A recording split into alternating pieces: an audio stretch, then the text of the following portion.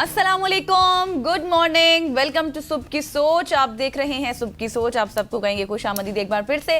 और मैं हूं गजल अवान। आज मैंने अपना नाम पहले बिल्कुल ऐसी। और मैं वैसे लियाकत खवातीन वज़ात जहाँ पे भी रहें, खुश रहें, आबाद रहें और उम्मीद करते हैं कि आप खुश खुरम भी होंगे और सेहतयाब भी होंगे और हमें देखते रहेंगे। खवातीन वज़ात सुबह की सोच में आगाज़ करते हैं कुछ ऐसी स्टोरी से जिसका मैं समझता हूँ कि पूरे पाकिस्तान को बहुत ज़्यादा अफसोस है।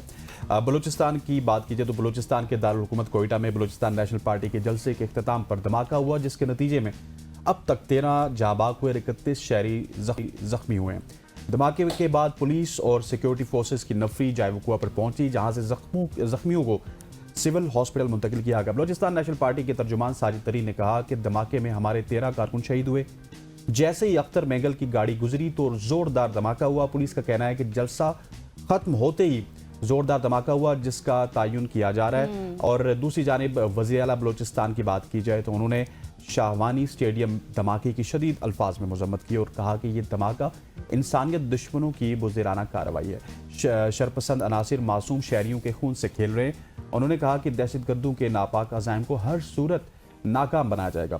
वज़ीर आला ने ज़ख्मियों को बेहतरीन तबी सहूलियात फराम करने की हिदायत भी कर दी और वाक़े की आला सतह पर तहकीकात की हिदायत की। सरफराज बुगटी ने तहकीकाती कमेटी को जल्द रिपोर्ट पेश करने, सिक्योरिटी इदारों को हिदायत की कि जिम्मेदारों को पूरी गिरफ्तार किया जाए और उनको कैफरे किरदार तक पहुंचाया जाए। ये जो फिगर आपने बताया है इसमें काफ़ी मतलब अभी तो जख्मी और भी हैं जिनके हवाले से देखा जा रहा है और अस्पतालों में भी इमरजेंसी नाफिज कर दी गई है। शवाहिद भी मुकम्मल तौर पर इकट्ठे किए जा रहे हैं। सरदार अताउल्लाह मैंगल का ये बरसी के मौका पर जलसा आम मुनक्किद किया गया था एग्जैक्टली। और उसके बाद हुआ कुछ यूँ कि जितने भी जो सियासी लीडर्स थे जब वो चले गए तो उनके जाने के बाद, जिसमें महमूद चकजई भी शामिल थे, तो वो जब चले गए उसके बाद ये धमाका हुआ। और इस वक्त जो है तमाम तर शवाहिद भी इकट्ठे किए जा रहे हैं और आला सतह पर इसकी तहकीकात का भी मुतालबा कर दिया गया है। जो कुछ भी पेशरफ्त होगी आपसे मजीद भी शेयर करेंगे। आगे चलते हैं और एक ज़बरदस्त स्टोरी आपको बताते हैं जिसमें मोहब्बत का आगाज़ जो है वो एक कहानी बतानी है आपने मुझे। एक चाय के कप से हुआ है। अच्छा, मतलब कि आप ये कहें बिल्कुल, तो जी आप ये कहें कि चाय जो है वो दिलों को जोड़ भी देती है। तो पंजाब के एक सरकारी स्कूल की प्रिंसिपल आयशा खान और प्रिंसिपल है, हाँ जी, डायरेक्ट प्रिंसिपल और चपरासी इमरान अली की अनोखी मोहब्बत की कहानी ने सोशल मीडिया पर इस वक्त धूम मचा दी है। और ये मोहब्बत की दास्तान किसी फिल्मी कहानी से कम नहीं लगती, क्योंकि इस रिश्ते की शुरुआत जैसे मैंने पहले कहा कि एक कप चाय से हुई। और 38 साल आयशा खान तालीम से अपनी लगन और इंतज़ामी सलाहियतों की वजह से बेहद फेमस थी। और 32 साल इमरान अली जो कि कई बरसों से स्कूल में खदमात अंजाम दे रहे थे। इमरान की खास बात ये थी कि वो चाय इस तवज्जो और सलीके से बनाते थे कि प्रिंसिपल को हमेशा उनकी चाय पसंद आती थी और किसी की भी नहीं आती थी। और चाय में वो दुरुस्त मिकदार में शक्कर भी शामिल करते थे, हल्की सी इलायची भी डालते थे ताकि जायका अच्छा सा आ जाए। फिर प्रिंसिपल के दिल को भी भा गई वो चाय और फिर यही मामूल आहिस्ता आहिस्ता मोहब्बत में ढल गया। और चंद माह की खामोश कुर्बत के बाद आयशा ने ही इमरान को शादी के लिए पेशकश की और निकाह की तकरीब नहायत ही सादगी से हुई है।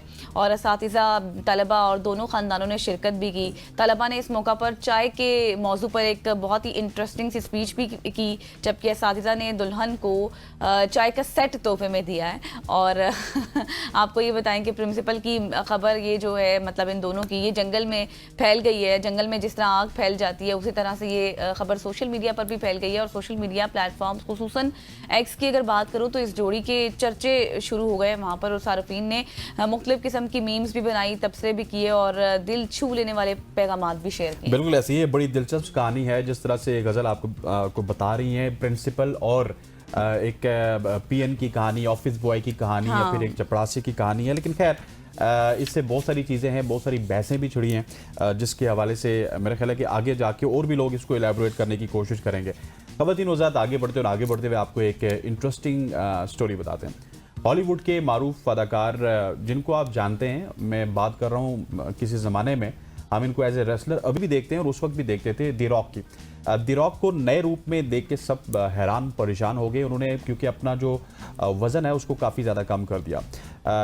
अगर दी रॉक की बात की जाए तो उन्होंने वीनस फिल्म फेस्टिवल में सबकी तवज्जो का वो मरकज़ बन गया, जहाँ उनकी नई फिल्म द स्मैशिंग मशीन के हवाले से आलमी प्रीमियर मुनक्किद हुआ। सोशल मीडिया पर खास तौर पर इनके वजन में नुमाया कमी और नए दुबले पतले रूप ने सबको हैरान कर दिया। सामने आने वाली तस्वीर में दी रॉक एक बटन अप शर्ट और ब्लैक पैंट में अपनी को स्टार एमिली ब्लेंट के साथ नजर आए। सारिफिन की जानिब से द रॉक के नए रूप को काफी पसंद किया जा रहा है और सोशल मीडिया पर दिलचस्प तबसरों का सिलसिला जारी है। जिस तरह गजल ने पिछली स्टोरी में बताया ना, तबसरे होते हैं। मुतअद्दिद सारिफिन ने खदशा जाहिर किया कि शायद ये तब्दीली सेहत के मसाइल के बायस हुई, ताहम कुछ ने कहा कि ये ज्यादा सेहतमंद तर्ज जिंदगी इख्तियार करने का नतीजा भी है। लेकिन रॉक को जब पहली दफा मैंने भी देखा तो मैं भी शॉक हो गया कि वही रॉक हैं जिनकी इतनी लंबी चौड़ी बॉडी होती थी, अब वो इतने स्लिम एंड स्मार्ट हो चुके हैं। उन्होंने अपना वेट भी कम किया और ये बिजनेसमैन भी हैं, अदाकार भी हैं, काफी फेमस हैं। और जो जिस अभी फिल्म की आप बात करते थे स्मैशिंग मशीन, उसमें जो उनका किरदार है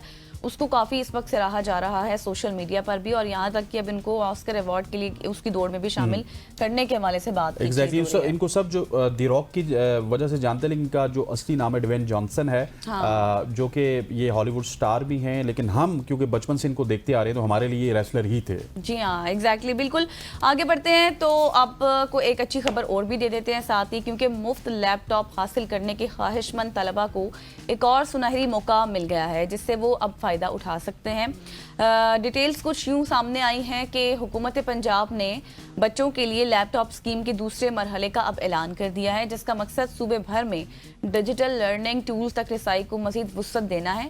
हायर एजुकेशन डिपार्टमेंट ने यह बताया कि मैरिट की बुनियाद पर लैपटॉप्स की तकसीम अगले माह से शुरू हो जाएगी, जिसका बाज़ाब्ता शेड्यूल भी तैयार कर लिया गया है। और आपको ये भी याद हो कि इस प्रोग्राम का जो पहला मरहला था उसमें सिर्फ लाहौर के बच्चों को ही 14,000 लैपटॉप्स दिए गए थे, जबकि अब इस स्कीम की तौसी की जा रही है ताकि सूबे भर के जितने भी मजीद मुस्तहिक और बासलाहियत बच्चे हैं उनमें ये सहूलत तकसीम की जाए, उनको ये सहूलत दी जाए ताकि वो इससे फ़ायदा उठा सकें। बिल्कुल ऐसे ही है। आपके पास अगर लैपटॉप नहीं है तो आपने इस स्कीम के ऊपर नज़र रखनी है, क्योंकि लाहौर में 14,000 लैपटॉप इस स्कीम के पहले मरहले में दिए गए।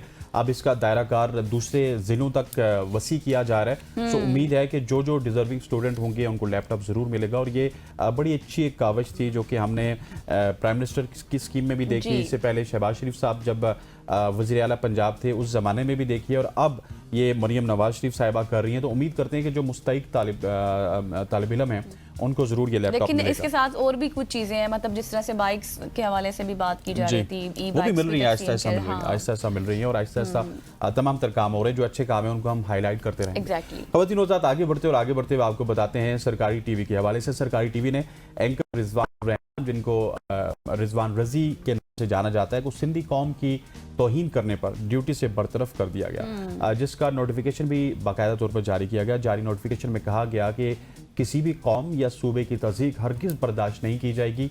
ये इकदाम इदारे की पॉलिसी और कवायद के तहत उठाया गया है। ये notification deputy control administration Tariq Salim की जानिब से जारी किया गया, और अब रिजवान रजी साहब को पाकिस्तान टेलीविजन से बर्खास्त कर दिया। एग्जैक्टली ये पंजाबी के एंकर हैं सरकारी टीवी के, और इसके साथ साथ इनकी एक वीडियो जो इस वक्त सोशल मीडिया पर वायरल हो रही है, जिसमें देखा जा सकता है कि किस तरह से ये हरकत भी कर रहे हैं और नाज़ेबा ज़बान भी इस्तेमाल कर रहे हैं। और सिंधी जो कौम है उसमें शदीद गम व गुस्सा भी पाया जा रहा है, और वो अब ये कह रहे हैं कि हम इनके खिलाफ कानूनी कार्रवाई भी करेंगे, उसका भी मुतालबा किया जा रहा है।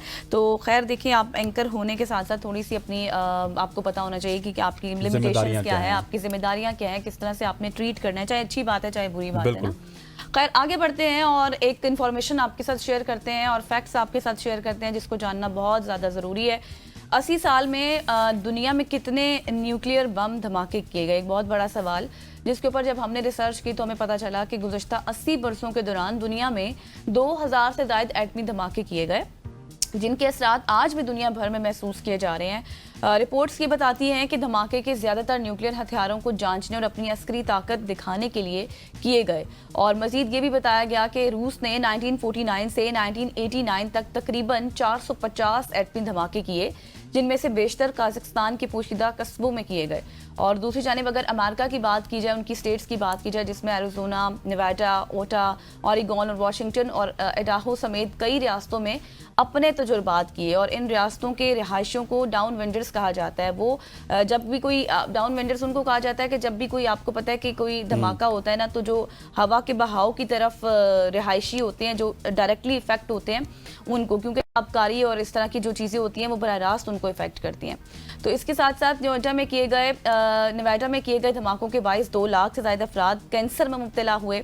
और सिर्फ 1946 से 1958 के दरमियान अमेरिका ने 67 धमाके मार्शल आइलैंड में रिकॉर्ड पर आए, जिसकी शिद्दत हिरोशिमा में गिराए गए बम से 7,232 गुना ज्यादा थी। रिपोर्ट मजीद ये भी बताती है कि एटमी दौर की इब्तदा जापान पर एटमी हमलों के बाद हुई, जहां हिरोशिमा और नागासाकी के में 1,10,000 से जायद अफराद चंद लम्हों में मौत के मुंह में चले गए थे। और फिर बाद में क्या हुआ कि भारत, पाकिस्तान और शुमाली कोरिया ने भी अपने एटमी हथियारों के टेस्ट किए, जिसमें शुमाली कोरिया ने आखिरी बार 2017 में तजुर्बात अंजाम दिए थे। और साइंसदान ये कहते हैं उनके मुताबिक 1980 के बाद जो फ़ज़ाई आलूदगी थी वो बराह रास्त टेस्ट नहीं की गई। ताबकारी असरात अभी भी दुनिया में फैले हुए हैं, बीमारियां फैल रही हैं और उनकी वजह से कैंसर समेत मुतादिद बीमारियां बढ़ भी रही हैं। बिल्कुल ऐसी है गजल, और इसमें कैंसर और मुतादिद बीमारियां भी बढ़ रही हैं। और ये जो आजकल हम रोना रो रहे हैं क्लाइमेट चेंज का, कहीं ना कहीं पे इस यूरेनियम की जो अफसुदगी होती है उसका भी बहुत बड़ा रोल है क्लाइमेट चेंज के ऊपर। और जो आजकल हम वेदर में खराबियाँ देख रहे हैं, ये आज से जो 20-25 साल पहले हमने तजुर्बात किए थे उनका भी इसमें कुछ ना कुछ अमल दखल ज़रूर है। ख़वातीन वज़ात, ये थी आज की हमारी ट्रेंडिंग स्टोरीज जो कि हमने आपके साथ शेयर की। कुछ इन्फॉर्मेटिव स्टोरीज थी, कुछ थी और कुछ दिलखराज स्टोरीज भी थी जो कि आज हमने आपके साथ शेयर की। यहाँ पे वक्त हो जाता है एक शॉर्ट सी कमर्शियल ब्रेक का। ब्रेक लेते हैं, वापस आते हैं, हमारे साथ रहिएगा।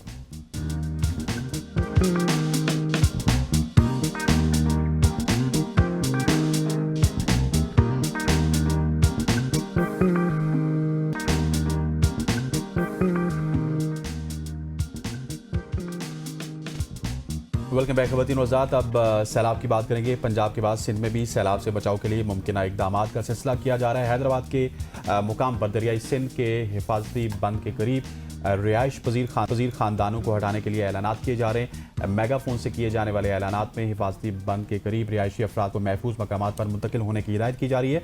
डिप्टी कमिश्नर की हिदायत पर दरियाई सिंध के करीबी आबादी को भी पहले ही महफूज मकामात पर मुंतकिल कर दिया गया। तर्जुमान सिंध हुकूमत सैयदा तहसीन अब्दी ने इस हवाले से बताया कि लोग अपने घरों को छोड़ने में हिचकिचाहट का शिकार हैं। सैलाबी सूरत हाल में अवाम की जान और माल का तहफ़्फ़ुज़ अव्वलीन तरजीह है। मॉनिटरिंग सेल का अमला अलर्ट पर है और इंतजाम पहले से ज्यादा बेहतर हैं। एग्जैक्टली और डिफरेंट शहरों से हमारे नुमाइंदगान हमारे साथ मौजूद होंगे। सबसे पहले मुल्तान, जहां से हमारे कॉरेस्पॉन्डेंट दिलजेब आकाश ने हमें ज्वाइन किया है। दिलजेब, बताएगा दरियाए चनाब का जो सैलाबी रेला था वहां से वो हेड मोहम्मद वाला के करीब आना था, तो अभी इस वक्त क्या सूरत हाल है वहाँ पर? जी बिल्कुल, मुल्तान में इस वक्त सैलाबी सूरत हाल है। अलर्ट जारी है। अकबरी फ्लड बंद के करीब सैलाबी सतह को जो है वो खतरनाक हद तक इसमें इजाफा देखा गया है। सैलाबी पानी का लेवल जो है वो बदस्तूर बढ़ता जा रहा है। मुल्तान में जो इस वक्त मॉनिटरिंग की जा रही है वो एक गेज के मदद से की जा रही है। गेज का लेवल जो है वो बढ़ता जा रहा है। इस वक्त भी जो गेज का लेवल है वो 412 फीट है, समुद्री सतह से बुलंद पर है इस वक्त, और इसकी जो खतरनाक सतह है वो 417 पर है। जैसे 417 पर जाएगा तो ब्रीजिंग पॉइंट जो बनाया गया है वहां से जो बंद है वो तोड़ दिया जाएगा। इस वक्त भी पानी जो है वो काफी, इसकी जो स्पीड है वो काफी तेज है, और इस वक्त इंतजामिया जो है उनकी भी इकदाम तेज हो चुके हैं और लोगों को जो है ना वो इलाकों से निकाला जा रहा है, जो फ्लड के जो जितने भी इलाके हैं। सही। और मुझे बताइएगा कि जिस तरह के हमने पंजाब में इंतजाम देखे थे, स्पेशली लाहौर की बात की जाए, तो मुल्तान में भी उसी तरह के इंतजाम थे? इंतजामिया आपको एक्टिव नजर आ रही है? पंजाब गवर्नमेंट एक्टिव नजर आ रही है? जी बिल्कुल, मुल्तान में क्योंकि पहले ही पता था ये चीजें होनी है तो इंतजामिया पहले ही काफी एक्टिव थी। तकरीबन 138 मौजे थे जो दरियाई हदूद में थे। तमाम में से जो लोग इसमें रहते थे वो 3 लाख के करीब थे। इंतजामिया की मुताबिक जो है वो 3 लाख लोगों को जो है वो रेस्क्यू कर लिया गया, लेकिन अभी भी कुछ ऐसे लोग हैं जो अपने घरों में हैं, वो बैठे हुए हैं। वो कहते हैं जी हम जो है अपने घरों को छोड़कर कैसे जाएं, तो इंतजामिया उन्हें भी निकाल रही है। अच्छा, कोई दिलजेब कोई एस्टिमेट है, कोई तादाद है लोगों की जिनको महफूज मकामात पर मुंतकिल किया गया हो? क्योंकि आप अभी बता रहे हैं कि काफी सारे लोग ऐसे भी हैं जो अपने घरों में ही मौजूद हैं, जो घर छोड़ना नहीं चाहते। मैम ऐसे है कि वो 3 लाख के करीब जो है ना वो लोग बताए जा रहे थे, जिसमें से तकरीबन 2,90,000 के करीब जो लोग हैं उन्हें महफूज मुकामात पर मुंतकिल कर दिया गया है। इसमें से बात की जाए तो कुछ ऐसे लोग हैं जिनसे हमारी बात हुई है, वो कहते हैं कि हमें कैंप्स जो है वो मुहैया नहीं किए गए तो हम वापिस आ गए हैं, क्योंकि खुले आसमान के नीचे और गर्मी भी है, फैमिली के साथ हम नहीं बैठेंगे, हम अपने घरों में वापिस आ गए हैं, जो होगा वो देख लेंगे। तो वो ऐसे भी लोग कह रहे हैं। इंतजामिया की जान से इकदाम तो किए जा रहे हैं, लेकिन वो कोई खातर खा इकदाम नजर नहीं आ रहे हैं। ठीक हो गया। और इसके अलावा मुझे ये बताइएगा कि जिस रास्ते से इस रैली ने गुजरना है वहाँ पे किस तरह के इंतजामात हैं, कितना जानी नुकसान तो चले बच गया, उसमें 2,90,000 लोगों को ट्रांसफर कर दिया गया, मुंतकिल कर दिया गया, माली नुकसान कितना एक्सपेक्ट किया जा रहा है? जो मतलब वहाँ पे कोई कमर्शियल जगह होंगी, कुछ मार्केट्स हैं, क्या क्या इन जगहों पे इस गुजरगाह में? नहीं, गुजरगाह में मार्केट वगैरह तो कुछ भी नहीं है, सिर्फ देहात के इलाके हैं। अच्छा, देहात के इलाके। देहात के इलाके हैं और वहाँ पे फसलों का नुकसान हुआ है। आम जो मुल्तान की पहचान था, मुल्तान का आम पूरी दुनिया में जो है बड़ी पसंद किया जाता था, वो जो आम के बागात हैं उन्हें काफी नुकसान हुआ है। उसके अलावा अगर बात की जाए तो जो जानवर थे जिनके चारे का मसला बहुत ज्यादा इस वक्त बन चुका है, क्योंकि जितना इलाका था तमाम ये ज़रूरी इलाका था, तो इस वक्त काफी नुकसान हुआ है। खासतौर पे जो फसलें हैं उनको, आम के बागात को काफी नुकसान हुआ है। सही। तो दिलजेब, जो बंद वहां पर बनाए गए थे उनमें भी कोई शगाफ वगैरह डाले गए हैं या फिर नई सूरत हाल को देखते हुए? अभी तो जो है वो 2 जगह जो है ब्रीजिंग पॉइंट बनाया गया है मुल्तान में। एक है हेड मोहम्मद वाला, एक शेरशाह।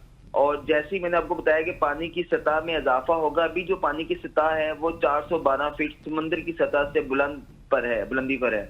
और अगर यही सतह 417 फीट जाती है तो फिर जो है मुमकिन तौर पर जो है ब्रीजिंग पॉइंट जो बनाए गए हैं वहाँ पे जो है वो बंद, उसको शगाफ डाला जाएगा और पानी को जो है गुजारा जाएगा वहाँ से। ठीक हो गया दिलजेब, आपका बहुत बहुत शुक्रिया। मुल्तान से इस वक्त दिलजेब आकाश कर रहे थे। अब थोड़ा सा रुख करते हैं विहाड़ी का, वहाँ पे जानते हैं कि किस तरह के हालात हैं। इरफान महमूद हमारे साथ मौजूद है विहाड़ी से। Irfan, thank you so much for joining अस। विहाड़ी के हवाले से बताइएगा वहाँ पे किस तरह के इंतजामात हैं और जिन लोगों को इवैक्यूएट करना था गवर्नमेंट ऑफ पंजाब ने वो किया गया, और लोग क्या कोऑपरेट कर रहे हैं इस वक्त इंतजामिया के साथ? अच्छा, जिला बिहाड़ी में दरियाए सतलुज में सैलाबी पानी की सूरत हाल बदस्तूर तशवीशनाक है। जिला बिहाड़ी के अंदर 2 हेड आते हैं, हेड इस्लाम और हेड सैफन। हेड इस्लाम पर जो पानी की आमद इखराज है वो 95,727 क्यूसेक है और हेड सैफन पर 81,407 क्यूसेक है, जो कि एक अभी दरमियाने दर्जे का सैलाब है। अभी मजीद पानी आ रहा है तो फिर यहाँ पे खतरात ज्यादा होंगे। अगर बात की जाए जिले इंतजामिया की, तो जिले इंतजामिया बिहाड़ी ने मुतासरीन के लिए 17 फ्लड रिलीफ कैंप्स जो है ना वो कायम किए हैं, जहाँ इस वक्त 233 अफराद पनाह लिए हुए हैं। इस तरह सैलाबज़दा इलाकों में 11 मेडिकल कैंप्स भी कायम किए गए हैं, जहाँ अब तक 1344 मरीजों को तिब्बी इमदाद फराहम की जा चुकी है।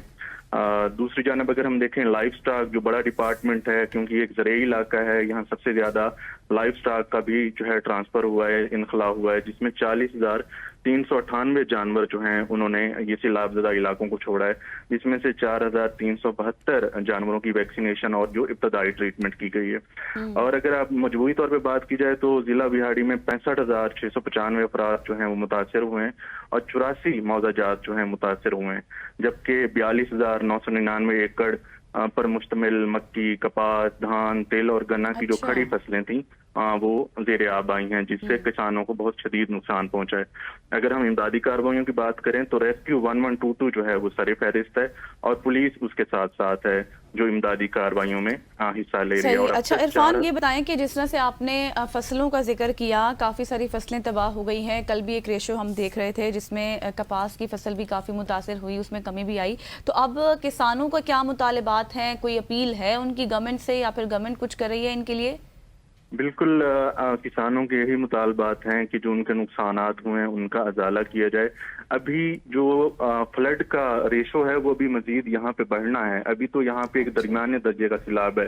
हेड गंडा सिंह और सलमानिकी से आने वाला पानी अभी यहाँ पे मजीद, जैसे कि महकमा इरिगेशन कह रहा है कि अगर 48 से 72 घंटों के दरमियान हेड सैफन से 1.5 लाख क्यूसेक का रेला गुजरेगा। ओवरऑल तो हेड सैफन को कोई मसला नहीं है क्योंकि यहाँ पे 4.5 लाख की कैपेसिटी है, लेकिन जो इसके मुल्हिका मौजाजात हैं वो ज़ेरे आब आएंगे। इसी पेश नज़र जो ज़िले इंतजामिया बिहाड़ी है उसने 113 मौजाजात के अंदर एमरजेंसी नाफिज की है और बड़े पैमानों पर इन इलाकों से नकल मकानी का अमल जारी है।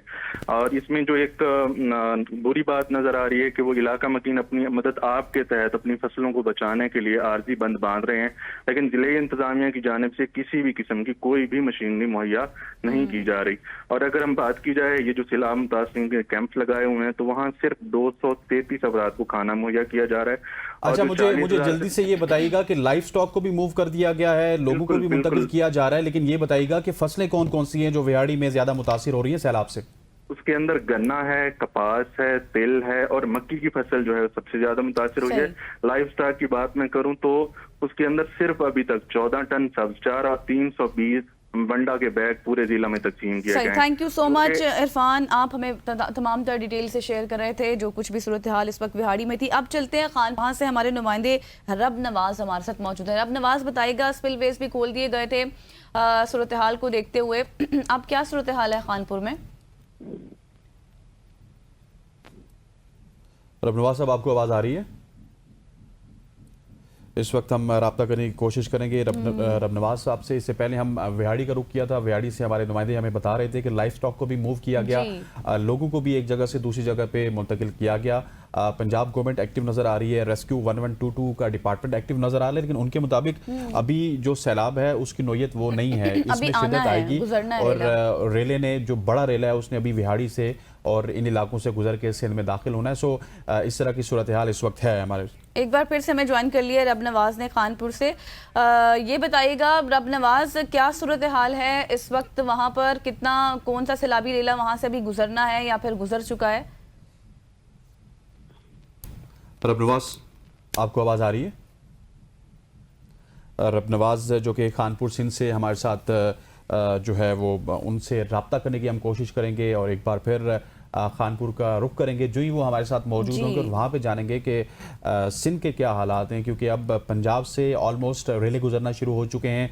भाव उनका कम है या ज़्यादा है, लेकिन अब उनका रुख यकीनी तौर पे विहाड़ी, मुल्तान और सातिकाबाद से होते हुए वो सिंध में दाखिल होगा। और ये बड़ी एक तशवीशनाक सूरत हाल है। अब देखते हैं कि पंजाब गवर्नमेंट तो इससे निमट चुकी है, कहीं ना कहीं नुकसानात तो यहाँ पे भी हुए, 16 लाख लोग मुतासिर हुए। सिंध गवर्नमेंट इससे किस तरह से निपटेगी, क्योंकि सिंध गवर्नमेंट का भी यही कहना है कि उनकी जो तमाम तरह तवानाइयाँ होंगी वो लाइफ स्टॉक को बचाने की होंगी, वो इंसानी जानों को बचाने की होंगी, लेकिन जो फसलें हैं, जो अगर कमर्शियल जगह, जिस तरह से लाहौर में कमर्शियल जगह बहुत सारी आई हैं, उनको जब हिट किया जाएगा तो उस नुकसान से तो कोई नहीं बच सकता। आप सही कह रहे हैं। कल हमारे साथ सादिया जावेद साहिबा भी मौजूद थी और वो भी ये कह रही थी कि हमने वैसे तो तैयारी मुकम्मल कर ली है, लेकिन ज़ाहिर जो छोटे छोटे देहात होते हैं जहाँ पर लोग ज़्यादा इफेक्ट हो रहे हैं, हमारे नुमाइंदगान भी इसी चीज़ का जिक्र कर रहे थे कि लोग नहीं जाना चाहते क्योंकि उनको फैसिलिटीज़ नहीं है, उनको मिलेंगे नहीं। साहब मौजूद है, मैं ख्याल है वो आपका सवाल सुन के जवाब नहीं देते, मैं ही पूछ लेता हूँ।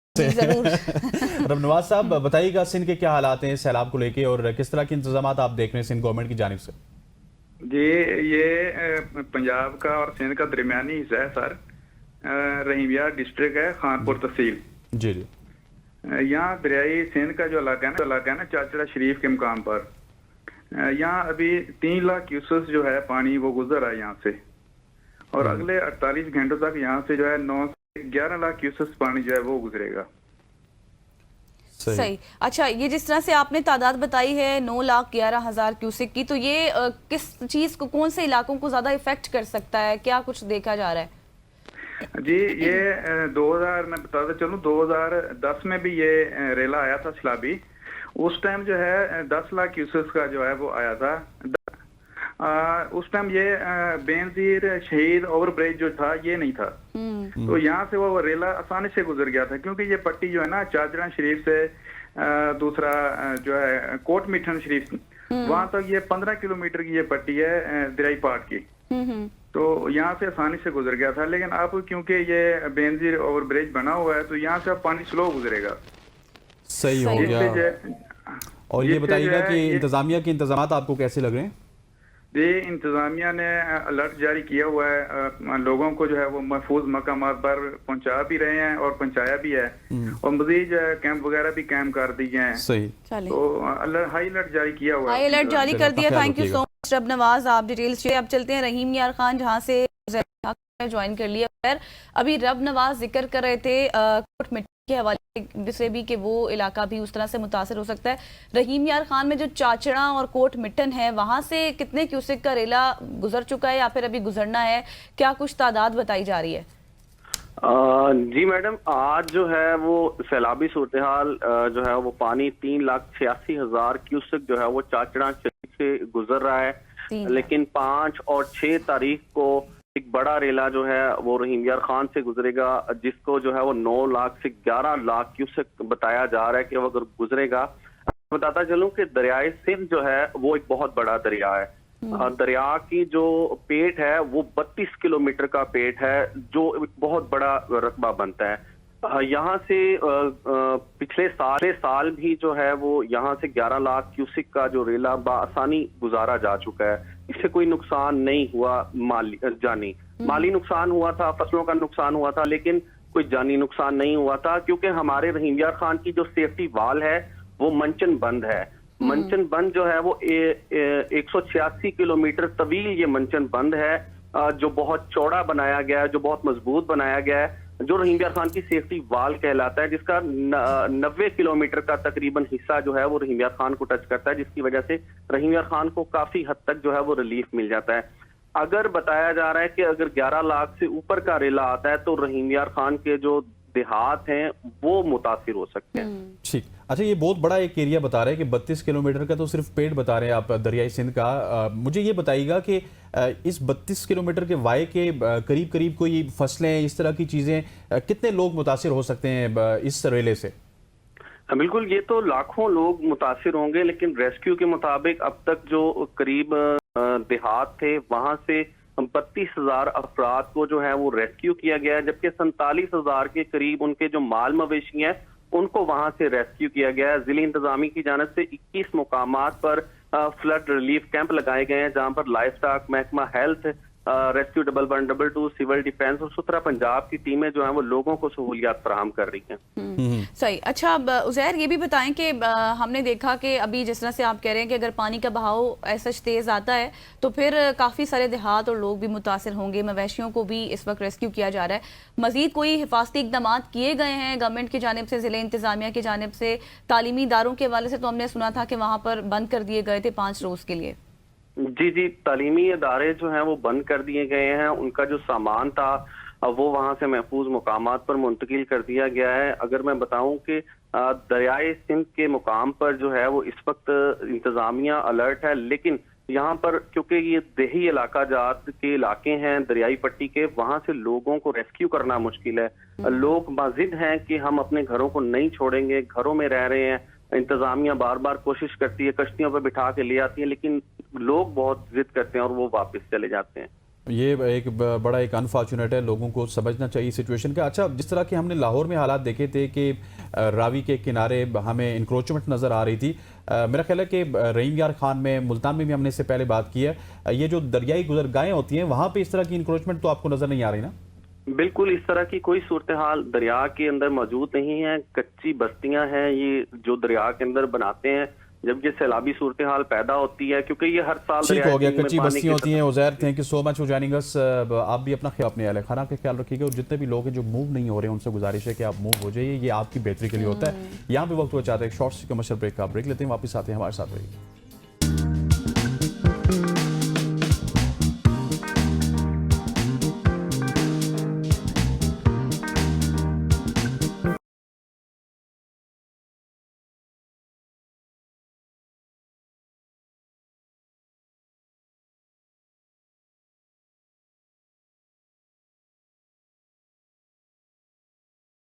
Welcome back after the break. और सूबा सिंध में इस वक्त सैलाब के शदीद खदशात हैं और उसकी जद में भी है, आप ये कह सकते हैं। और हुकाम के मुताबिक मुमकिन सैलाब के नतीजे में 2.5 लाख से ज़ायद खानदान मुतासर हो सकते हैं, ये खदशा जाहिर किया जा रहा है। और पानी का बहाव की बात करें, पानी का दबाव लाखों क्यूसेक तक पहुंचने का भी अंदेश है।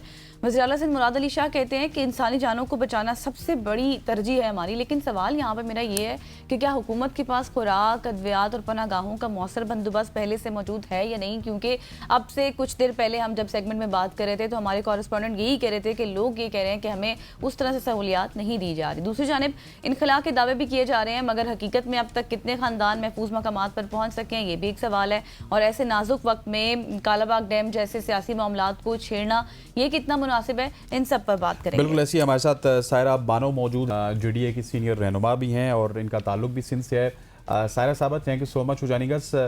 सबसे पहला सवाल तो यही है कि सूबा सिंध के जो हुकाम है उनका खदशा है कि मुमकिन सैलाब से 16 लाख लोग मुतासिर होंगे।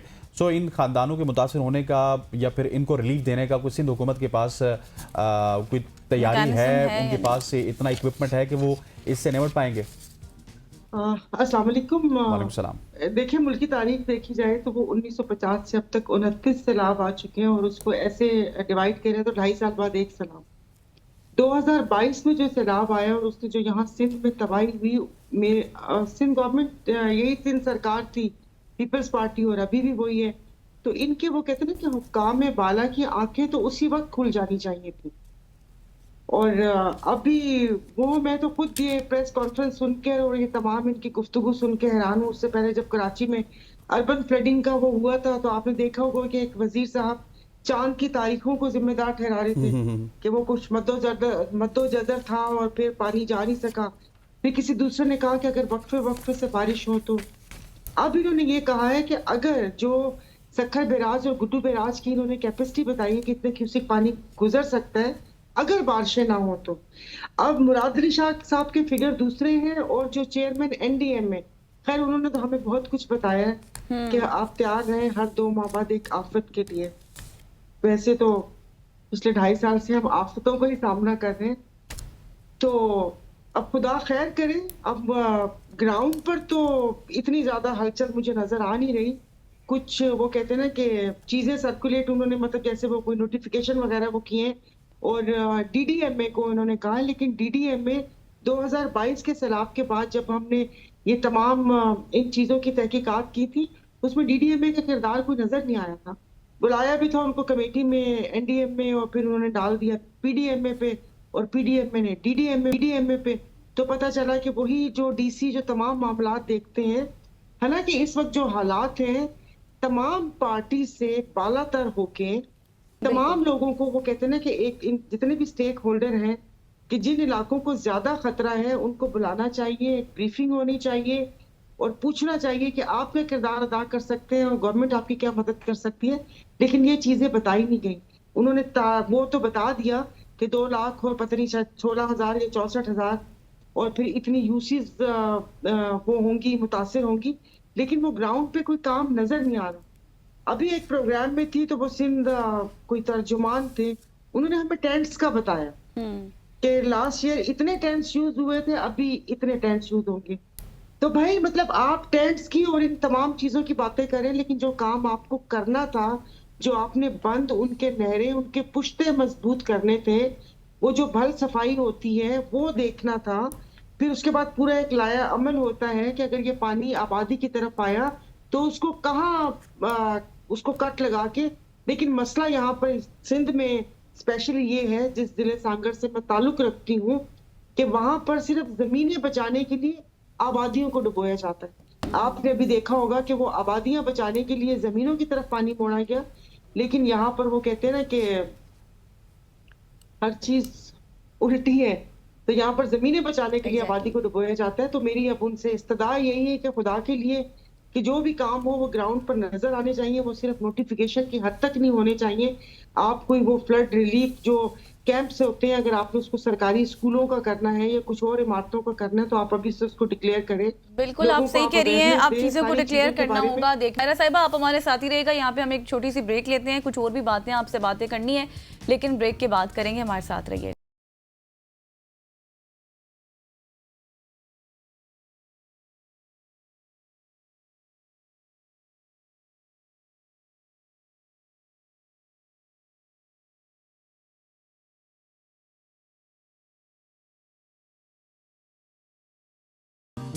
Welcome back after the break और स्टेट अवे चलती हैं। सायरा बानो साहिबा हमारे साथ मौजूद हैं और हम बात कर रहे थे सैलाबी सूरत हाल पर। सायरा साहिबा, मुझे ये बताइएगा कि अब बंद तोड़ने का क्या तरीका कार होगा? फिर पानी की अगर बात करूं तो वो किन इलाकों में छोड़ा जाएगा और कौन से देहातों कस्बे ऐसे हैं जो कि शदीद मुतासर भी हो सकते हैं? देखिए, हमारी जीडीए की मीटिंग हुई है और उसमें हमने यही वो कहा है कि जो हमारे वहाँ पर ग्राउंड पे लोग हैं, हम इस चीज को यकीनी बनाएंगे कि कोई भी हुकूमती अहलकार, किसी भी वो सियासी लोग हों या बाअसर लोग हों, उनकी जमीनें बचाने के लिए शहरों की तरफ पानी ना मोड़े। क्योंकि लास्ट टाइम भी यही हुआ था और बहुत जिस वक्त शदादपुर की तरफ पानी आ रहा था तो वो कहते ना कि बस एक जंगी माहौल था कि उस बंद को कट नहीं लगाने दिया कि जमीनों की तरफ पानी जाता है तो भले जमीनों की तरफ जाए। लोग तो पहले ही, आप मुझे बताएं, वो बेचारे वो कहते हैं ना कि अब इस महंगाई और तमाम चीजों में डूबे हुए हैं। अब उनके लिए कि ये पानी का अजाब भी इस गरीब आवाम के लिए है। जमीनें ठीक है, मुल्क में वो कहते हैं कि खुदा ना खास्ता ग़ज़ाई किल्लत हो सकती है, लेकिन इंसानी जान से बढ़कर कुछ भी नहीं है। ऐसे ये ही। सारी चीजें हो जाएंगी और हो सकती हैं, और लेकिन इसमें अब पता नहीं मेरी आवाज कहाँ तक पहुंचेगी कि इस आलमी इदारों से रिक्वेस्ट करती हूँ कि खुदा के वास्ते इस दफा आप किसी भी हुकूमत को, सूबाई हुकूमत को प्लीज इमदाद मत दीजिएगा। इनको इनकी जो कहते हैं ना कि इन चीजों से खुद निपटने दें। इनके पास 2022 से लेकर अब तक तकरीबन 2.5 साल थे। इस 2.5 साल में इन्होंने ज़ाहिर है सैलाब तो आने हैं। जब जाहिर है। पानी वो बारिश और पानी वाली बात नहीं मैं कर रही कि जाहिर है जब वहां पर बारिशें आप देख रहे हैं, ये बारिशों का सिलसिला जारी है पिछले 2 माह से, और जब इंडिया के डैम भरेंगे तो फाइनली इवेंचुअली पानी तो उसने छोड़ना है। जब वो पानी छोड़ के पंजाब की तरफ आएगा तो फिर क्या होगा। तो मैं कहती हूँ कि जिस वक्त अभी ये कहते हैं ना कि हेड तरीमू और वो पीछे से जो पंजनन की तरफ पानी आ रहा है, उसको गुड्डू बैराज में आने में भी अभी 3 दिन लगेंगे। तो कुछ ना कुछ कर लें, वरना फिर वही बात है कि आप हेलीकॉप्टर से गरीब डूबी हुई आवाम दिखाएंगे और फिर वो कहते हैं सुपर फ्लड के सुपर इमदाद आएगी, और वो खुदा जाने लोगों तक पहुंचती नहीं पहुंचती। आपने पिछले दिनों देखा होगा कि बिलावल साहब ने इफ्तिताह करके वो पिछले सैलाब मुतासरीन के घर आप बिल्कुल ने देखा होगा कि वो घर उनको दिए हैं, वो घर भी क्या थे। बिल्कुल ऐसे साहिरा साहब, मुझे ये भी बताइएगा कि अगर सीएम सिंध की बात की जाए, उन्होंने कहा है कि एनडीएमए के मुताबिक तकरीबन 8 से 11 लाख क्यूसिक पानी सिंध में दाखिल होगा। तो हमारी पहली तरजीह इंसानी जानों को बचाना है। तो क्या सैलाब मुतासरा इलाकों के लिए जो खुराक है, खेमे हैं, अद्वियात का स्टॉक है, लाइफ स्टॉक को बचाना है, एक जगह से दूसरी जगह मुंतकिल करना है, क्या इसके लिए सिंध हुकूमत आपको इक्विप लग रही है? उन्होंने कहा था कि इतना वो होगा। तो जो हमारी जो इनकी गुड्डू बैराज की है वो 12 लाख क्यूसिक है, सखर 9 लाख है और कोटरी बैराज 6 लाख है। अगर जितना तो वो पानी बता रहे हैं, उन्होंने इतना पानी नहीं बताया। उन्होंने कहा कि इससे ज्यादा आ सकता है। ये तो मुराद अली शाह साहब का था, लेकिन उन्होंने ज्यादा रेले का बताया। और साथ ही हमारे एक वजीर ने कहा कि खुदा दुआ करें कि अगर बारिशें ना हो तो खुदा ना खास्ता ऊपर से अगर सिंध की तरफ वो कहते हैं ना सिस्टम बन गया और बारिशें हो गई, फिर तो वो पानी का आप देख लें कि क्या होगा। और आज भी सुना है कि उन्होंने अपने इतने सारे डैम्स के स्पेलवेज खोले और वो पानी का एक रेला है वो वापस की तरफ आ रहा है, मुल्तान को होता हुआ टच करेगा। बस अल्लाह पाक से रहम की उम्मीद ही कर सकते हैं। और इन हुक्मरानों का देखें, सब कहते हैं कि आबी जारहत, तो देखें जो एक दुश्मन ने वो जारहत का जवाब दिया हमारी दिफा ने, हमारी एयरफोर्स ने, वो तो हमने मुंह तोड़ जवाब दे दिया। ये काम किसका था? ये तो जाहिर है अब इतनी जो सिविलियन गवर्नमेंट्स हैं, अब इनके कनपटी पे किसने पिस्टल तो नहीं रखी हुई? क्या इसके लिए भी आपको आईएसआई या किसी और चीज से इजाजत लेनी पड़ेगी? आप डैम्स हैं, आपने डैम्स वो कहते हैं ना तरजीहाती बुनियादों पर क्यों नहीं बनाए? आप अपने पैसे आप सड़कों पर इंफ्रास्ट्रक्चर और ये चीजें, वो क्या हुआ? वो तो सब बह गई। ये जो चीज थी, ये डैम बनाने का, रिजर्वाइर बनाते, कुछ ऐसे वो कुएं बनाते जिससे पानी का वो लेवल वो होता, लेकिन अफसोस है कि किसी ने कुछ किया नहीं। और यहाँ पर भी इन्होंने सोचा था कि सिंधु दरिया 2 साल बाद आता है तो आता है, दरिया में जो कच्चे की जमीनें हैं और जो वहां पर भी नाजायज तजावजात और बिल्कुल साथ में हाउसिंग स्कीम्स बनी हुई हैं। आप यहाँ दरिया सिंध पे जो ये जाम शोरों की तरफ है, आप देखें बिल्डिंग्स पे बिल्डिंग खड़ी हो रही है। ऐसे तो ही है। दरिया या सैलाब ये तो एक कुदरती वो कहते हैं ना, बिल्कुल process आप है कि दुरुस्त वो फरमा होता रही है। हैं कि तरजीह जो पहले वो उस तरह से नहीं हुई अभी, जिस तरह से हमेशा तरह फंड मिलते हैं और वो उनको यूटिलाइज नहीं किया जाता। अब मुझे ये बताइएगा कि इनखला के अमल की निगरानी अब किस तरह से हो रही है? कितने खानदान अभी महफूज मकामात पर मुंतकिल किए गए हैं, या फिर ये सिर्फ हम बातें ही सुन रहे हैं?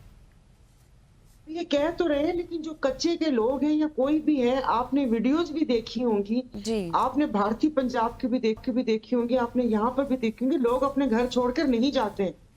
अब लोगों के पास माल मवेशी है, वो पूरा Livestock उनकी है। ट्रांसपोर्टेशन किस तरीके से वो निकल के, क्या वो अभी से रोड के ऊपर खैमे लगा ले या क्या करें? वो मैं कह रही हूँ ना कि कोई ऐसी ठोस कदम आपको नजर नहीं आता कि अगर उस कच्चे की इलाका है तो वो क्या कश्मोर और घोटकी और कंद कोट की तरफ ज्यादा इफेक्ट ये होते हैं कि जब फौरन एक वो जो रेला है वो हिट कर, तो वहां पर लोगों के लिए क्या किए, तो थोड़ा मुश्किल है। क्योंकि जाहिर है वहां पर जो जरिया मुआश है वो जमीनें हैं या ये जो माल है, और इस माल के लिए जाहिर है फिर हुकूमत उनको बताए कि किस तरीके से भाई आपके माल के चारे का बंदोबस्त भी किया हुआ है और इनके लिए खुश्क जगहों का बंदोबस्त भी किया हुआ है।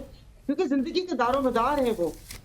तो अभी तक तो मतलब दौरे तो चल रहे हैं, लेकिन अब मेरा ख्याल है कि कुछ ना कुछ कर ही लेंगे, क्योंकि जाहिर है जितनी फिर तनकीद एक दूसरे के ऊपर इन्होंने की है, पंजाब ने सिंध पे पंजाब ने, तो वो मेरे ख्याल में काम करना चाहिए।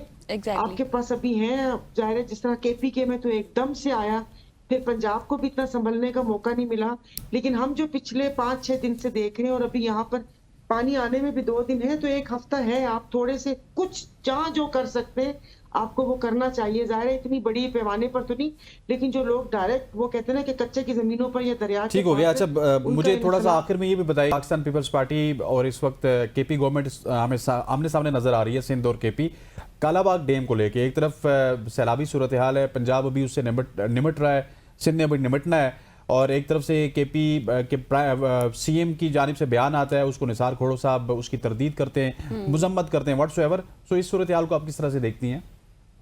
देखिए, ये ना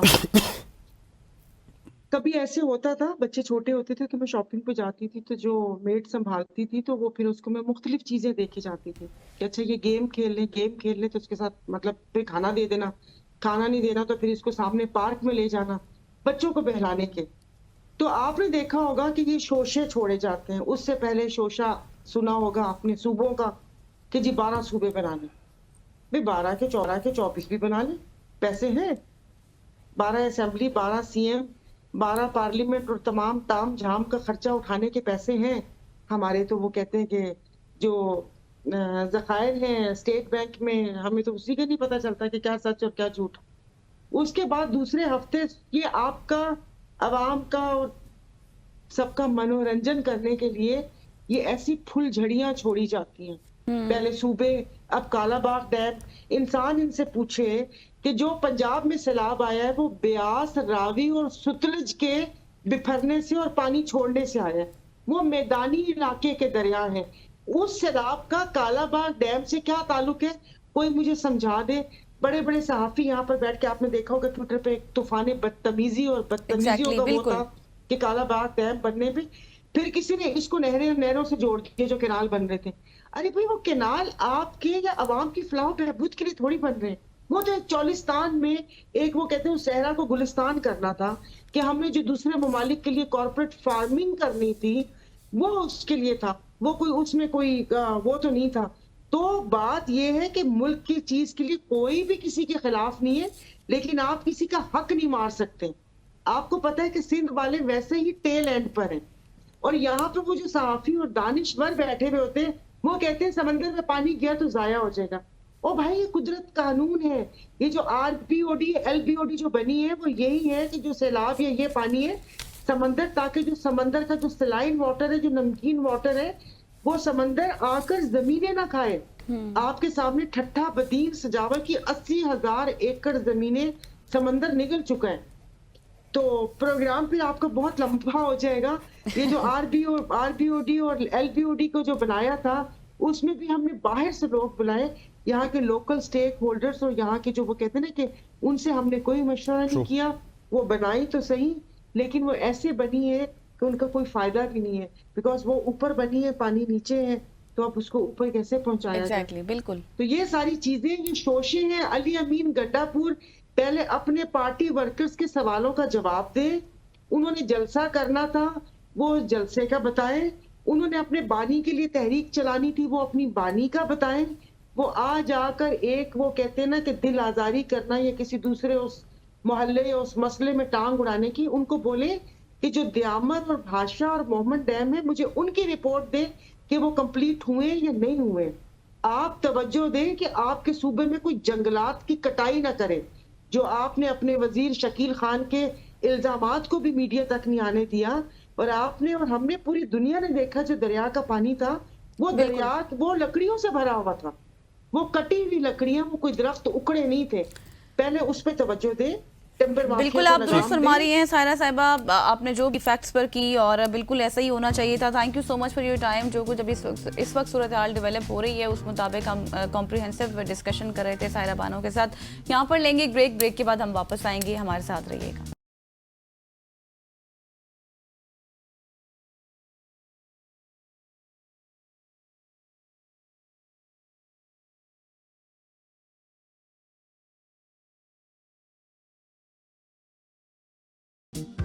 welcome back after the break. और अब कुछ बात कर लेते हैं क्रिकेट के हवाले से क्या कुछ चल रहा है, क्योंकि अफगानिस्तान ने शारजा में जारी सह मुल्की सीरीज के चौथे मैच में पाकिस्तान को 18 रन से शिकस्त दे दी है और अफगानिस्तान ने टॉस जीतकर पहले बैटिंग का फैसला किया और पाकिस्तान को जीत के लिए 170 यानी कि 170 रन का हदफ दिया। इस हदफ के ताकुब में फ़खर जमान की बात की जाए, हारिस रऊफ को डिस्कस किया जाए तो उनके अलावा पाकिस्तान का कोई बल्लेबाज 20 से ज़्यादा रन नहीं बना सका और पूरी टीम 151 का मजमूई स्कोर बना सकी और फ़खर जमान ने 18 गेंदों पर 25 रन बनाए।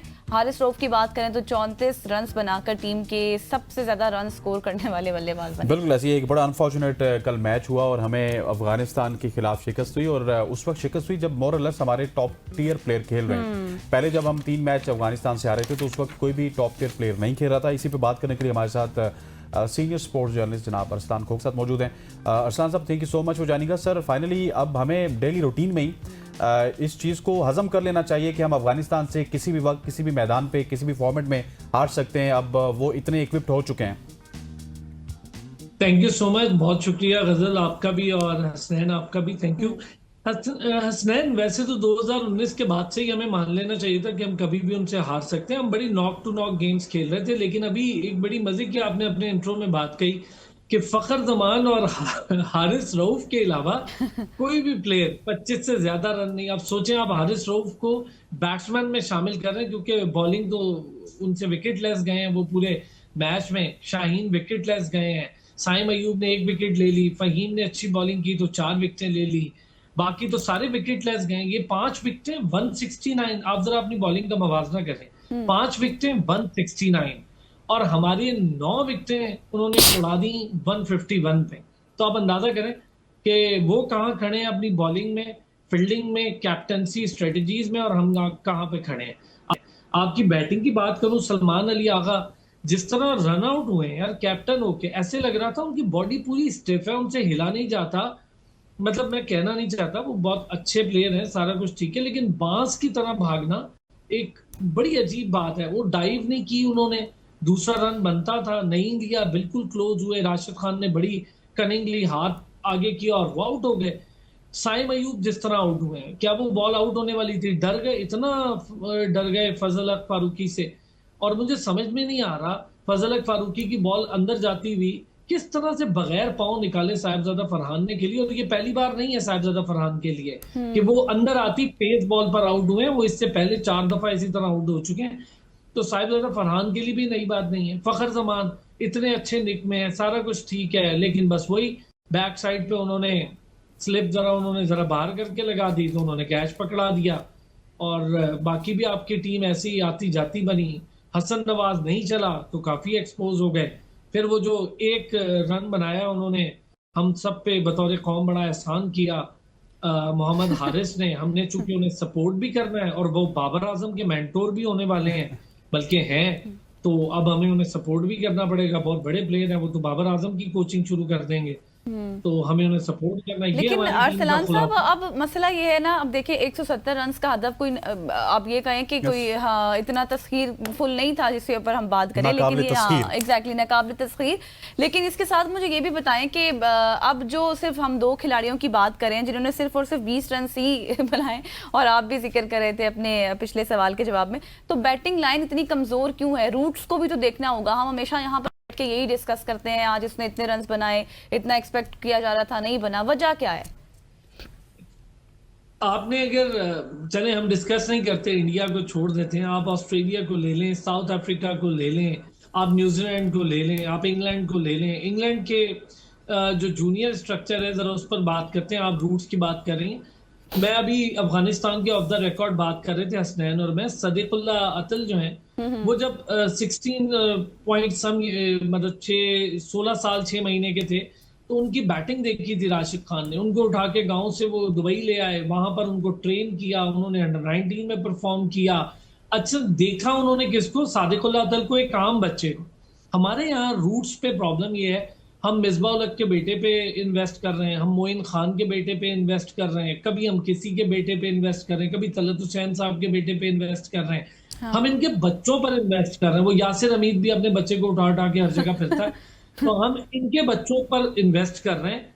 तो हमें वैसे ही रिजल्ट मिलेंगे। बच्चे में पोटेंशियल बिल्कुल। होना हो, उसके बाप में था पोटेंशियल, बड़ा आदमी था, उसका बाप बड़ा क्रिकेटर था, तो हम उन्हीं पर इन्वेस्ट करके ऐसे रिजल्ट लेंगे। शहजाद एक प्रोस्पेक्ट के नाम से आ रहा था, आपको याद होगा, अभी इस्लामाबाद यूनाइटेड में भी खेला, फिर वो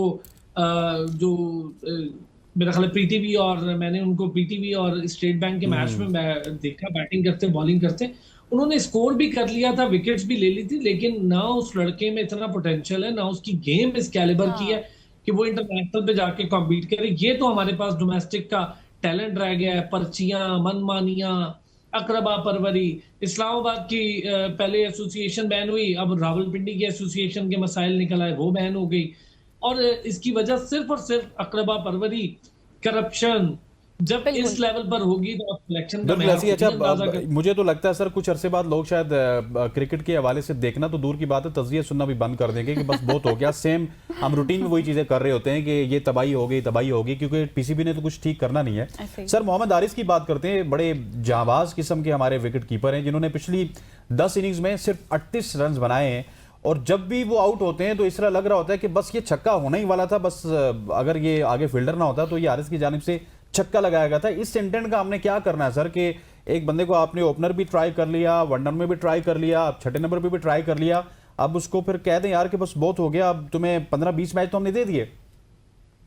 यार खामोशी से सपोर्ट करें, कहा नहीं है चेयरमैन साहब ने हाँ। कि खामोशी से सपोर्ट करें भाई, तो सपोर्ट करें। अच्छा, आपने बड़ा अच्छा अभी कहा कि जानबाज बल्लेबाज ना, वो जान वो सिलेक्टर्स की बने हुए, बाज वो मुख्तलिफ प्लेयर्स की दूसरी टीमों की, पोजीशंस दूसरी पे बने टीम्स हुए, के बाज हैं वो चक रहे हैं मुख्तलिफ प्लेयर्स की पोजीशंस पे। हाँ। तो वो आपने ठीक कहा, इन दो लफ्जों को आपने मिला दिया, सही किया आपने। क्योंकि वो आप देखिए, कोई मुझे तो मोहम्मद हारिस को आप पीएसएल की मुझे कोई ऐसी परफॉर्मेंस दिखा दें, मैच विनर बन रहे हो वो दिखा दें, या फिर शाहीन की कोई ऐसी परफॉर्मेंस दिखा दें, ए टीम की दिखा दें, आप सब छोड़े, आप मुझे अंडर 19 की दिखा दें कि यार शाहीन ये बड़ा कमाल। अंडर 19 में शाहजेब इतना प्यारा प्रॉस्पेक्ट था। मुझे शमाइल से कोई इख्तलाफ नहीं है, शमाइल अगर तलत हुसैन साहब का बेटा भी है, लेकिन वो टैलेंटेड है, आ जाएगा तो टैलेंट दिखाए, खेले। लेकिन शाहजेब का क्या कसूर था, उसको कहाँ गायब कर दिया है हमने। अभी आपने देखा कि कासिम अकरम बड़ी अच्छी परफॉर्मेंस दे रहे थे, उनको हमने गायब कर दिया। फिर मिनहास बड़ी अच्छी परफॉर्मेंस दे रहा है, उसको हमने पीछे कर दिया। फिर आपके जूनियर लीग करवाई रमीज राजा साहब ने, उसमें बासित एक बड़ा शानदार प्लेयर था, वो गायब हो गया। तैयब एक बड़ा शानदार प्लेयर था, वो गायब हो गया। मुझे समझ नहीं आती, हम ये जूनियर लेवल पे इन्वेस्टमेंट करते गायब करने के लिए या क्या करने के लिए।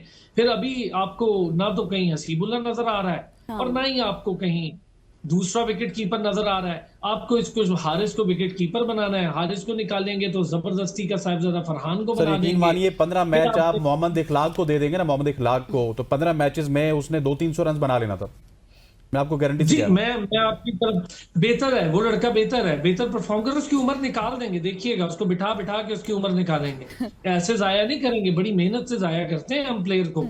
आप रोहेल नजीर को देख लेना, वो एक कैप्टन मटेरियल था, आप उसके साथ थोड़ा सा वर्कआउट करते। ठीक है, हर बंदा हर फॉर्मेट में सेट नहीं होता, लेकिन वो वनडे के लिए अच्छा खेल सकता था, टेस्ट अच्छा खेल सकता था, T20 भी खेल सकता था। उस पर हमने मेहनत क्या की, हमने हसीबुल्ला के साथ क्या करना शुरू कर दिया, भाई बलूचिस्तान से एक बच्चा आ रहा है, रख लो यार उसको, थोड़ी मेहनत करो उस पे, आपका भी जरा नाम हो जाएगा कि चलो एक वो वाला एस्पेक्ट भी पूरा हो जाएगा। बिल्कुल फरहान, आपने ये बात ठीक की है कि प्लेयर्स को जो जाया करने वाली बात है ना, वो मुझे पसंद आई कि बड़ी एहतियात से हम जाया करते हैं तमाम प्लेयर्स को। मुझे ये बताएं कि अब पाकिस्तान को एशिया कप से पहले भी कोई तब्दीली की जरूरत होगी, बैटिंग लाइन में कोई तब्दीलियां करनी चाहिए, और बाबर के हवाले से भी बताइएगा, वो वापस आ सकते हैं? हाँ, बाबर का चांद वापस टीम में नजर आ सकते हैं।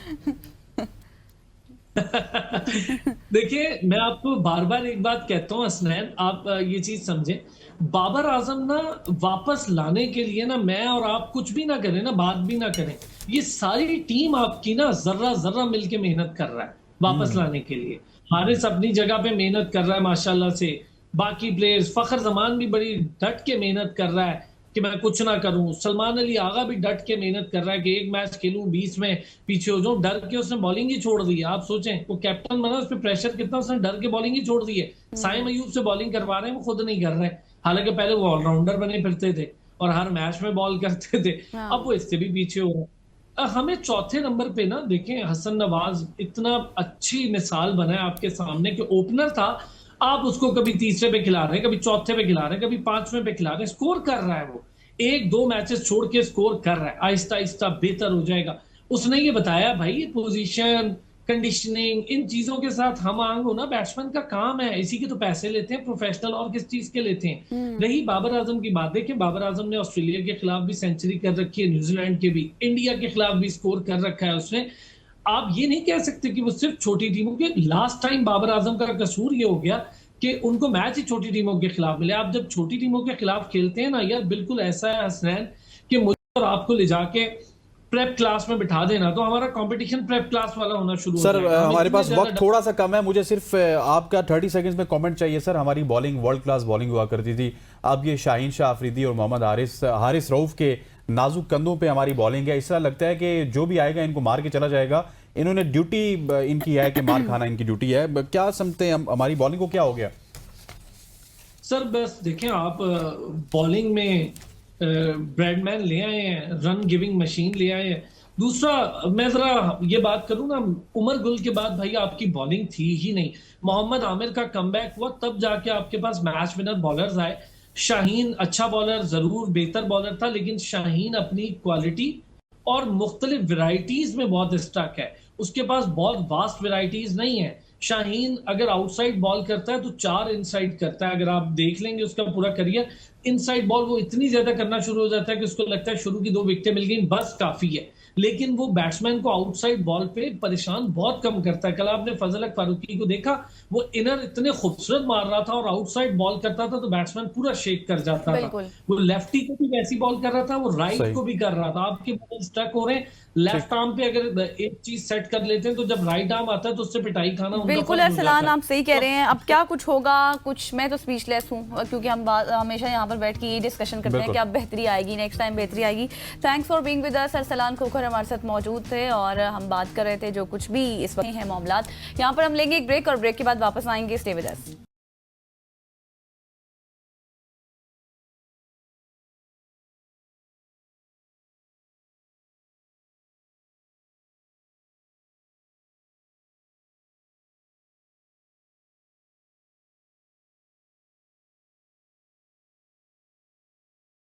Welcome back after the break. Syed Gulfam Naqvi एक सच्चे मुहब्ब वतन पाकिस्तानी है जिन्होंने अपने जज्बा हुब्बुल वतनी को मुनफरिद अंदाज में दुनिया के सामने पेश किया। आसमान की बुलंदियों को वो छूते हैं छलांग लगाकर और फिर सब हिलाली परचम को भी फजा में लहराते हैं। और इसके साथ साथ आपको ये भी बताएं कि गुलफाम नकवी हमेशा पाकिस्तान का नाम रोशन करने के लिए सरगर्म अमल रहे हैं। अपनी बहादुरी, अपना जुनून, अपना हुब्बुल वतनी से वो नौजवानों के लिए एक मिसाल भी अब बन चुके हैं कि वतन की मोहब्बत का इजहार सिर्फ बातों से नहीं किया जा सकता, बल्कि कुछ अमली काम भी होते हैं जिनको करना पड़ता है। बिल्कुल ऐसी आज हमारे साथ इन स्टूडियो मौजूद है Gulfam. Thank you so much for joining us. सबसे पहले तो आपको खुश आमदीद कहते हैं कि जब गजल आपकी इंट्रो करवा रही थी, स्काई डाइव की आपकी वीडियोस देख रहा था, इसके अलावा आप ट्रैवल भी करते हैं, पैराग्लाइडिंग भी करते हैं। हाँ। सबसे खूबसूरत बात मुझे ये लगती है कि आप जहाँ पे भी जाते हैं पाकिस्तान का सबसे हिलाली परचम साथ लेके जाते हैं। तो ये सफर कहाँ से स्टार्ट हुआ और अभी तक आप क्या कुछ कर चुके हैं और कहाँ कहाँ पे आपने पाकिस्तान का सबसे हिलाली परचम लहराया? मैं तो ऑलरेडी बहुत कुछ कर चुका हूँ और आगे ऑलरेडी बहुत कुछ करने वाला हूँ। ठीक है, तो मोहब्बत तो हर किसी को है पाकिस्तान से, आपको भी है, हमें भी है। बचपन में हम भावलपुर में रैलियाँ लेके जाते थे साइकिलों पे, थोड़े बड़े हुए फिर बाइकों पे। तो 2016 में भी मैंने वहाँ पे एक शानदार रैली निकाली थी जिसमें 80 वगैरह कार थी, सब पे पाकिस्तान के फ्लैग थे और 250-300 बाइक थे। तो ऐसे करते मैं यूएई चला गया। तो वहाँ पे 14 अगस्त थी, तो मैं सोच रहा था कोई डिफरेंट करें कि पूरी दुनिया को पता लगे। रैलियाँ तो हर कोई निकालता है, साइकिलों पे हर कोई छोटे मोटे काम हो गए। तो माइंड में आया कि मैं स्काई ड्राइव करता हूँ। अच्छा। पाकिस्तान का फ्लैग लेता हूँ और एरोप्लेन से छलांग लगाता हूँ। तो मैंने दोस्तों से भी मशवरा किया, तो उन्होंने कहा यार ये बहुत डेंजर काम है, आपकी डेथ हो सकती है, आपकी ट्रेनिंग भी इतनी खास नहीं है। तो मैं जो सोच लूँ फिर मैं वो करता हूँ। तो थोड़ी सी ट्रेनिंग लेने के बाद तो मैंने पाकिस्तान का फ्लैग लिया, आप देखिए बाकायदा वीडियो में, तो मैंने छलांग लगा दी। हाँ। अल्लाह का नाम लिया। अच्छा गुलफाम, मुझे ये बताएं कि भाई बाकायदा आपने ट्रेनिंग ली है इस हवाले से या फिर नहीं? नहीं, थोड़ी सी ट्रेनिंग, अल्लाह का नाम लिया और छलांग लगा दी। मैं वही पूछ रही थी कि आपका इतना मतलब इतना बड़ा दिल था माशाल्लाह आपका कि आपने अल्लाह का नाम लिया और आप चले गए। जी हाँ, ट्रेनिंग लेनी पड़ती है। नहीं बतानी, ये ना हो कि ये भी कल अल्लाह का नाम ले और स्काई डाइव से छलांग लगा और मैं तो बस गई, उसके बाद हमें मिले ना। नहीं ऐसे नहीं होता। जो अल्लाह का नाम ले या अली मदद का नारा लगाए, इंशाल्लाह सब मुश्किल हल हो जाती है इंसान की।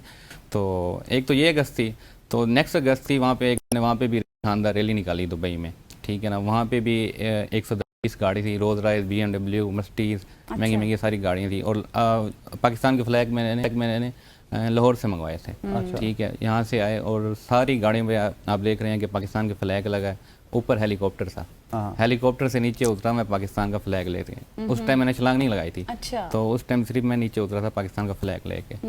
तो अब जो नेक्स्ट मैं करने जा रहा हूँ इंशाल्लाह, मैंने K2 पे जाना है पाकिस्तान के फ्लैग के साथ। उसके बाद मैंने बुर्ज खलीफा पे भी जाना है। तो ये काम तो बहुत मुश्किल है, इसके लिए मुझे एक अच्छे स्पॉन्सर की भी तलाश है।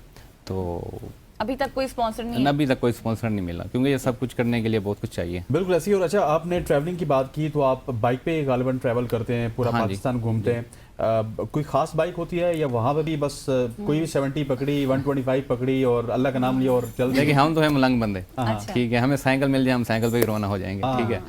मैं भावलपुर से निकला अपनी बाइक 125 पे, भावलपुर से मुल्तान, मुल्तान से खानेवाल से लाहौर, लाहौर से ऐसे जेलम ऐसे होता हुआ और इस्लामाबाद आया। इस्लामाबाद से फिर मैं आगे निकल गया, मरी, नरान, कागान, बाबूसर टॉप, हुंदा, फिर उधर से कश्मीर भी गया, चित्राल भी गया, सारा एरिया मैंने बाइक पे ट्रैवल किया है टोटल। सही। और मेरा विश है वर्ल्ड टूर की भी विद पाकिस्तान फ्लैग के साथ इंशाल्लाह। अच्छा, मुझे ये बताएं गुलफाम कि कोई आपने इस हवाले से ट्रेनिंग वगैरह तो नहीं ली, तो पाकिस्तान के एरियाज कौन से बेस्ट हैं जहाँ पे पैराग्लाइडिंग की जा सकती है? मुझे तो अपनी सिटी भावलपुर अच्छी लगती है। अच्छा। जी हाँ, क्योंकि भावलपुर में बहुत से ड्रामे भी बने हैं, आपको पता है, खूबसूरत सिटी है। मैं चाहता हूँ उधर भावलपुर में पैराग्लाइडिंग ओपन करें। इस्लामाबाद भी बेस्ट है। ये इनका सवाल ये था कि पैराग्लाइडिंग आपने बहुत सारी जगहों पे पाकिस्तान में भी की होगी, पाकिस्तान में पैराग्लाइडिंग जहाँ पे आपने की, कौन सी जगह आपको, कौन से एरियाज अच्छे हैं जहाँ पे की जा सकती है? बालाकोट के करीब भी एक पैराग्लाइडिंग का आपको पता है वो स्टार्ट हुआ था, बहुत सारी और जगहों पे आप पैराग्लाइडिंग के लिए या तो समंदर के किनारे, अच्छा, वो बेस्ट रहेगा, सबसे बेस्ट वो एरिया अच्छा लगता है। और यहाँ पे ओपन होनी चाहिए, मैं ये चाहता हूँ कि यहाँ पे ओपन करें पाकिस्तान में भी, कि आप भी लुत्फ अंदोज़ हों, हम भी हों। बिल्कुल। और पाकिस्तान के जिन एरियाज़ में आपने ट्रैवल किया बाइक पे, स्पेशली जिस तरह गजल ने पहले कहा, उनमें सबसे अच्छे एरियाज आपको क्या लगे? कौन से इलाके ऐसे मुझे सबसे अच्छा कश्मीर लगा। रंगखेल जाओ ना ऊपर, तो एक अजीब ही मौसम होता है वहाँ पे, कभी बारिश, कभी धूप, कभी बारिश, कभी धूप। सबसे अच्छा मुझे कश्मीर लगा। सही। गुलफाम साहब, thank you so much for joining us. Syed Gulfam Naqvi हमारे साथ मौजूद थे, जो कि पैराग्लाइडिंग से और फिर अपने पाकिस्तान के सफ़र के हवाले से हमें बता रहे थे। ख़वातीन हज़रात, आज की सुबह की सोच हम उम्मीद करते हैं कि आपको पसंद आई होगी। मुझे गज़ल अशरफ को और हमारी पूरी प्रोडक्शन टीम को इजाज़त दीजिए। अल्लाह हाफ़िज़।